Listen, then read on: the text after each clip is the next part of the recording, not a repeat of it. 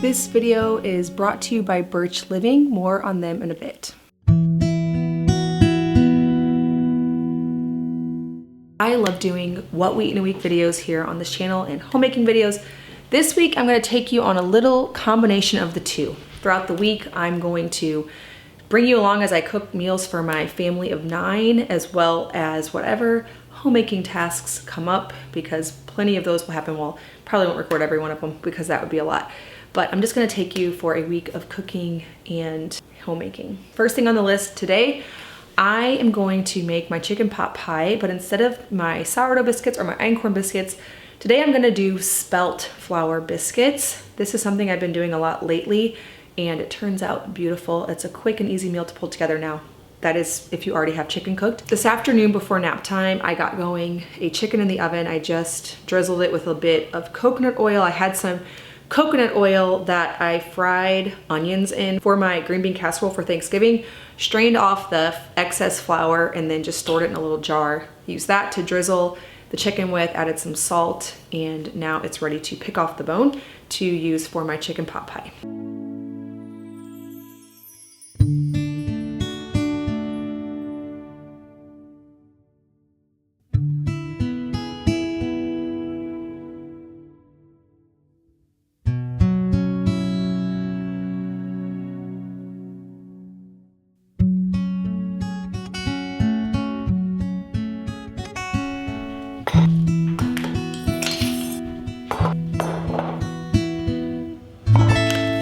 I think I officially said thank you to my friend Courtney from Carolina Farmhouse.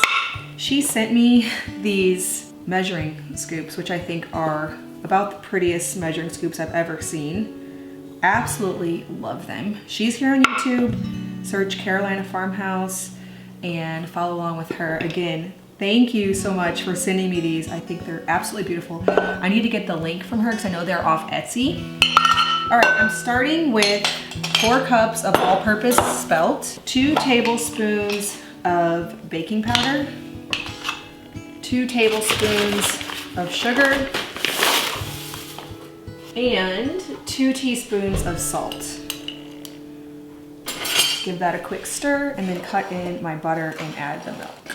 Just gonna do a stick and a half or 12 tablespoons of butter.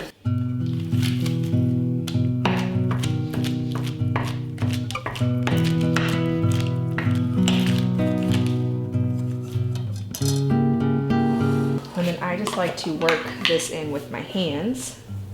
And then a cup and a half of milk. All right, I'm just gonna set this aside while we prep the pot pie ingredients.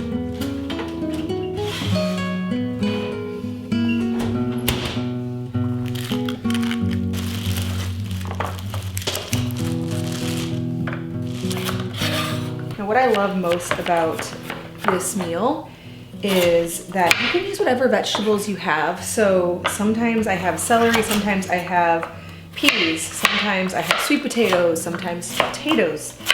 It really tastes good with whatever. Basically, you're just essentially creating sauteed vegetables with chicken in a creamy, brothy sauce with biscuits on top. So I like to think of a lot of recipes in more of a concept versus a recipe. That way I can adapt it for what I have. That allows me the flexibility to not be a very great meal planner, yet still have food on the table. So that's what we're going for here. I also prefer to double this recipe when I make it, or triple, so that way I can have another whole meal just ready to go in the fridge for a busy school day or anytime we're busy. Pop that in the oven to warm up and we're good to go.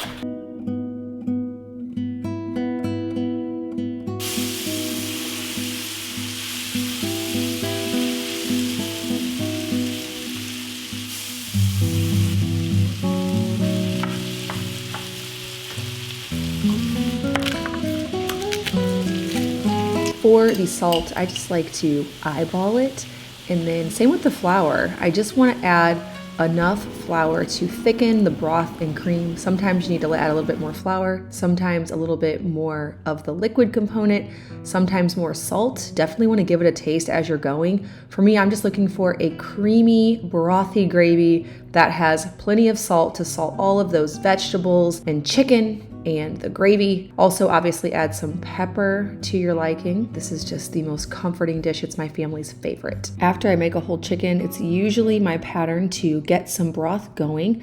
I also brought in some bones from the freezer. So sometimes I go right into making broth. Sometimes I freeze them for later. To make a big batch of broth, I add bones and water to a large pot and then just let it simmer on the stove for a day or two. Now, if you go long, you do need to add a little bit more water so that it doesn't evaporate out. I am going to make some chicken noodle soup. We have been dipping into our freeze-dried eggs because finally our chickens completely have closed that whole chapter of their lives for the fall season. So as the light decreases, the chickens stop laying. We had an abundance, a crazy abundance of eggs up until about 2 weeks ago. Now we have one little lonely egg sitting here when I used to have a large bowl just sitting here overflowing with eggs. That is no more. So for these noodles, I'm going to use 2 eggs. Each egg is 2 tablespoons of freeze-dried egg powder and 2 tablespoons of water. So I am going to do a 1/4 cup of egg powder and a 1/4 cup of water to equal 2 eggs. And then I'm going to do 2 cups of einkorn flour. I just have all-purpose einkorn flour here. 2 tablespoons of milk and a teaspoon of salt. Now you can do this by hand. I am going to get mine going in my mixer just because it's a little bit easier. I am gonna get the eggs figured out here separately. The other day I served scrambled eggs with homemade biscuits and gravy for breakfast. And the kids who saw me make them with the freeze-dried eggs wouldn't eat the eggs. The people who didn't see, and I even have one who, she's not gonna be one that's gonna just like eat something without noticing that it tastes different. She's definitely one that like senses an off taste anytime there is one. But she didn't see me make them and she was none the wiser. She thought they were just regular scrambled eggs. So it's in your head if you think that these are gross, which I admit, this does not look like the most appetizing thing to go from powder to scrambled eggs. But they all don't mind it in recipes. They just can't see me do it if it's going to be scrambled eggs. And I'm just gonna whisk it together and that's my 2 eggs.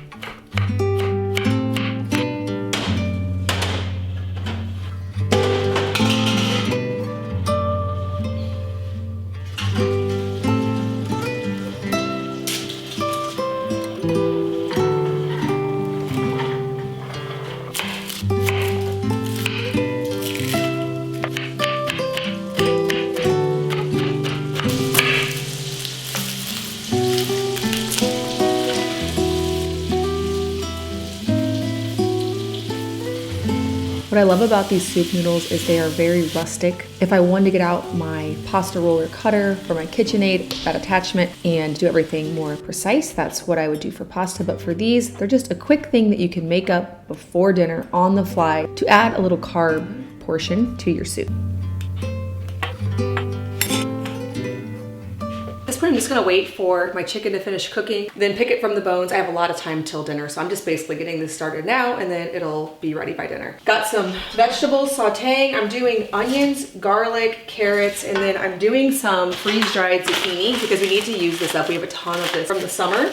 Add some broth, the chicken, my noodles will just cook in the broth as this is finishing up, and that'll be it. A nice, easy chicken noodle soup cozy, comforting dish for today. I have some homemaking tasks that I need to tend to. The way that our laundry routine works is, first of all, we can't keep a large pile of laundry because our laundry room is located in our guest bathroom. We try not to let it build up. If it does, it ends up in the bathtub, and then obviously people can't take baths. So this is something that we do every single day. When laundry comes out of the dryer, I put all of the kids' clothes into one basket, me and Luke and Theo's clothes, since we're in the same room, in another basket. And then I take out all of the towels, hand towels, and socks because they go somewhere else. It's an all hands on deck every day type of laundry routine. I'm gonna take a break from my homemaking tasks to tell you about today's video sponsor, Birch Living. Birch Living is a premium mattress in a box company that offers organic mattresses. We currently have 3 Birch mattresses in our home. Well, between the cottage and our home, we have 3 Birch mattresses and we love them. I became convinced many years ago on the benefits of having an organic mattress. It took a lot of research, but I learned that the off-gassing that happens in the conventional production of mattresses can be very damaging to health. And so I sought out a company that would solve that problem. Birch Living's non-toxic mattresses are made right here in America. They're crafted with organic and natural materials that have been sustainably sourced. We can sleep easy knowing that we're avoiding harmful off-gassing that can happen in the manufacturing process. Also, I love that the organic materials can keep me cool and regulate my body temperature. Unlike synthetic mattresses, the wool in these mattresses are hypoallergenic, so making that a really suitable option for a lot of people. I have the Birch Organic Luxe mattress, which is a premium upgrade to their original well-loved Birch Natural mattress. It is super comfortable. If it makes you nervous to order something online that you haven't tried, especially something like a mattress where you'll be spending so much of your time sleeping. We spend 1/3 of our lives asleep. Birch Living offers a 100-night sleep trial and a 25-year warranty so that you can be confident that you are going to be comfortable, making sure that it supports you how you want it to, it's soft enough or firm enough or whatever it is that you need. I am confident that you're gonna love the Birch mattress, but even if you don't, you do have that assurance of being able to try it out and see for yourself. Birch Living is offering Farmhouse on Boone viewers $400 off your mattress plus 2 free pillows by using the link birchliving.com/farmhouse. It'll also be linked in the description box below.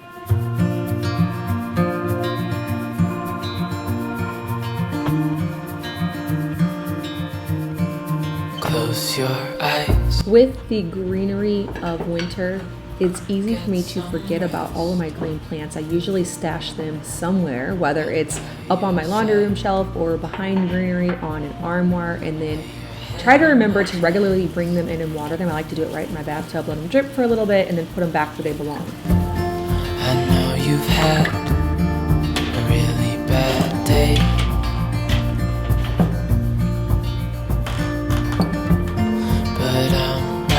Here, it's gonna be okay.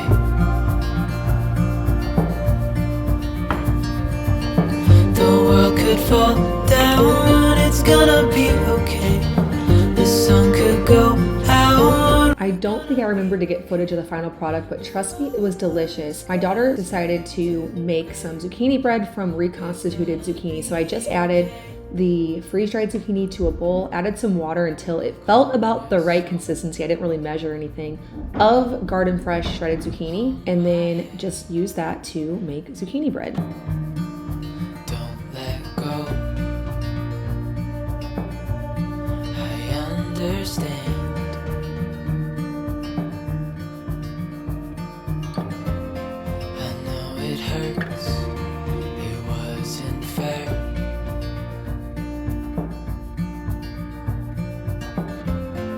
It's over now, so don't despair. I have a lot going on in my kitchen right now. I am making sourdough bread pudding. I have some more brioche going, and I have a huge mess. But Luke took a few kids, or all the kids for that matter, into town, and so I have a little bit of time and a little bit of daylight left, which I am still very much getting used to the fact that when it's about 3:30 here, I can no longer get good video content. So that's like a whole adjustment right now in the winter. Obviously it happens every year, but I forget. Tonight I'm going to whip up a really quick dinner that I'm gonna show you just because I don't feel like I have a lot of time. I wanna get this kitchen cleaned back up before Luke gets home. So I'm gonna make my pumpkin pasta sauce This recipe is over on the Farmhouse on Boone blog. It is essentially a package of cream cheese, half cup of Parmesan, 2 cloves of minced garlic, half a cup of heavy cream, 1/4 cup of milk, 3/4 teaspoon salt, 1/4 teaspoon cinnamon, and a cup of pumpkin puree. That's the official recipe. I am going to just kind of add stuff in because that's what I do. And I also am gonna use this whole can of pumpkin, not just a cup. So I'm gonna probably do a little bit more cream cheese, almost double it. I'm going to cook up a box or 2 of jovial einkorn pasta and then make sausage meatballs with the pork that I get from my sister's farm. I think I mentioned it here on this channel, but my last time I ordered a whole hog from my sister, I had them put a lot of the pork chops into sausage, which you almost feel like you're not allowed to do. But for our family, quick to thaw meats like sausage are so much more convenient for us. And so I'm gonna make up some sausage meatballs, pumpkin pasta sauce, einkorn pasta. We'll have a quick meal. This would also be really good with some spinach or kale or fresh herbs. I might go out and grab some thyme and sage if I have some time to do that, because that would be really delicious in this as well.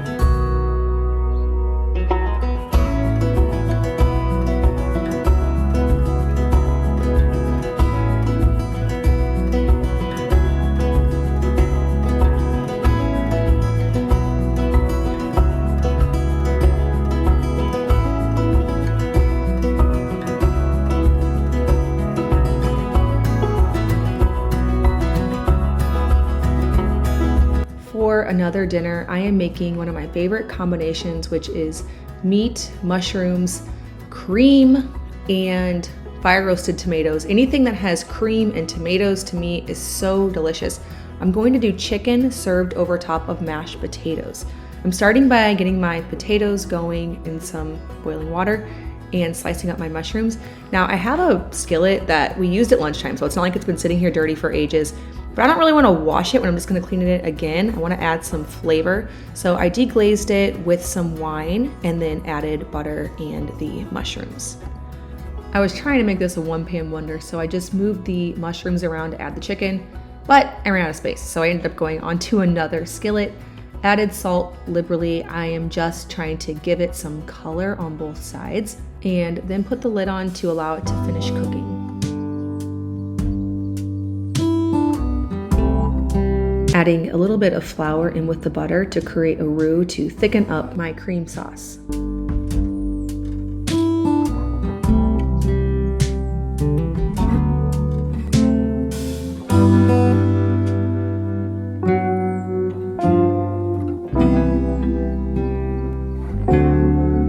I hope you enjoyed following me around for a few days of cooking and homemaking. As always, if you are brand new, please hit that subscribe. I make new videos every week on food from scratch, natural living in our handmade home.